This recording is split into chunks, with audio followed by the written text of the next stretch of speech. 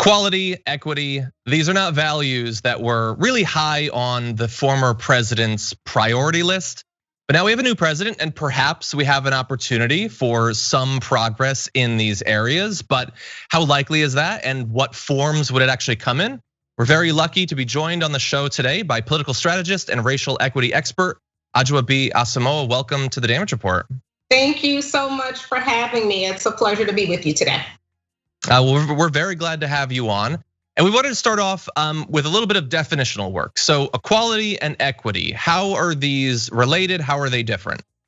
So we know that race is a social construct, but racism is undeniable.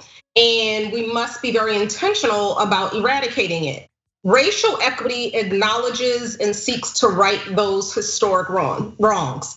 Africans, as you likely know, have endured an unconscionable Middle Passage, dehumanizing enslavement, brutality, torture, family separation, and you name it, and we have endured it, followed by government-sanctioned oppression known as Jim Crow. And so in order to sort of level the playing field, if you will, we must acknowledge those historical wrongs. And so when we talk about racial equity, we are talking about tackling systemic institutional racism, which again requires us to acknowledge what has happened historically in order for us to then move forward.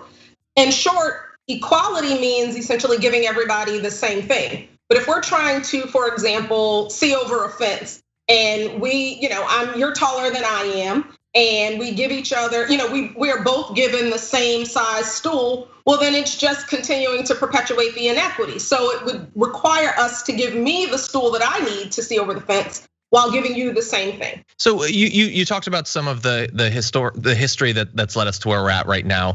And literally nothing you said is controversial to any serious person who has done even 5 minutes of research.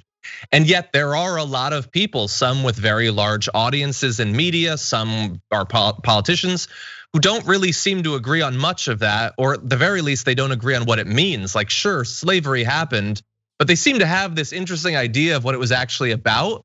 Can we advance unless we fix that? Or is it okay for some people to sort of stubbornly refuse to accept the past? How do we deal with the fact that there's so many people that don't seem to get the very basic stuff you were just saying?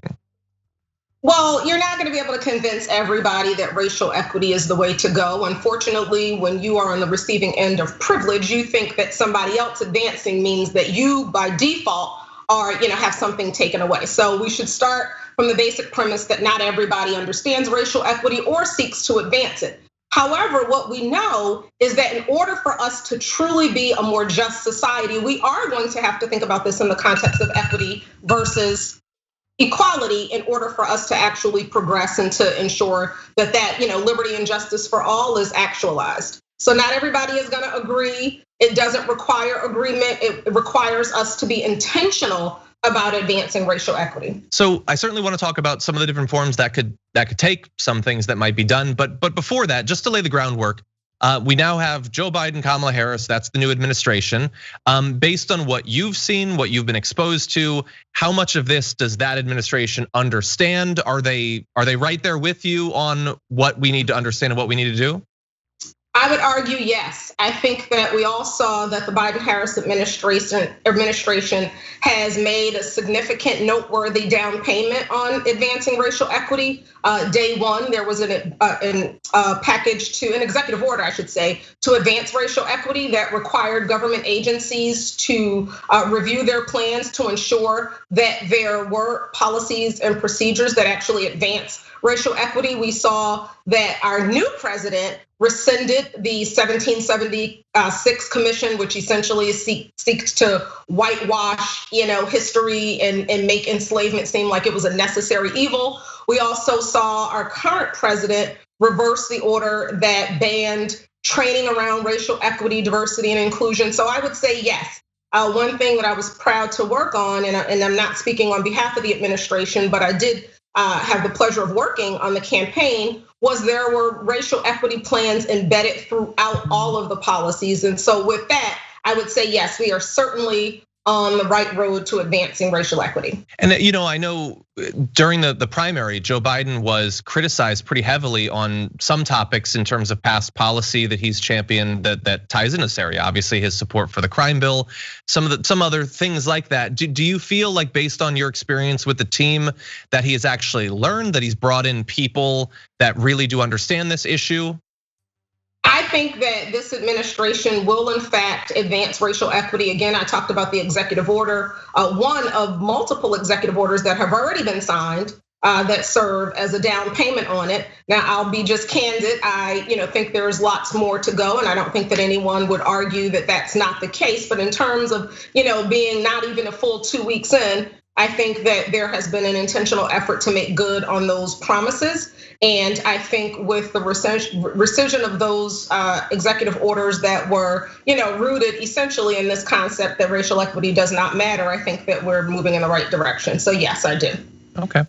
So you were talking there where you said that racial equity was considered for all of these different areas. And generally, when politicians talk about equity, if they do, because it's not something they often talk about, they talk about criminal justice, policing, or jails, very specific focus on this sort of thing.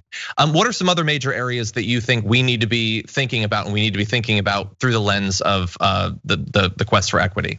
Well, you're absolutely right. It's far more than just policing and criminal justice reform. Educational equity, for example, is an area that we really need to focus on advancing racial equity. During the Obama-Biden era, there was an intentional effort to address, for example, the school to prison pipeline.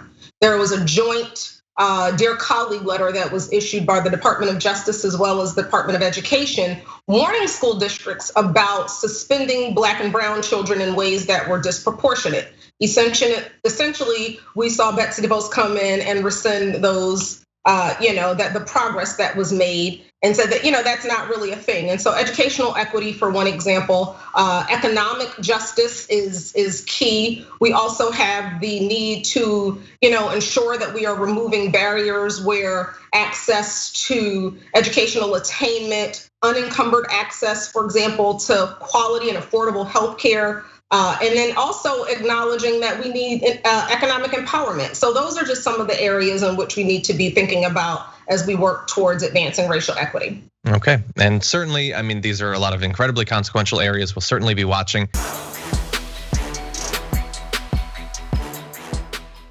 For more political news breakdowns, interviews, stories of activism, and me trying my hardest to care about the occasional big celebrity news story, subscribe to our YouTube channel at youtube.com/The Damage Report.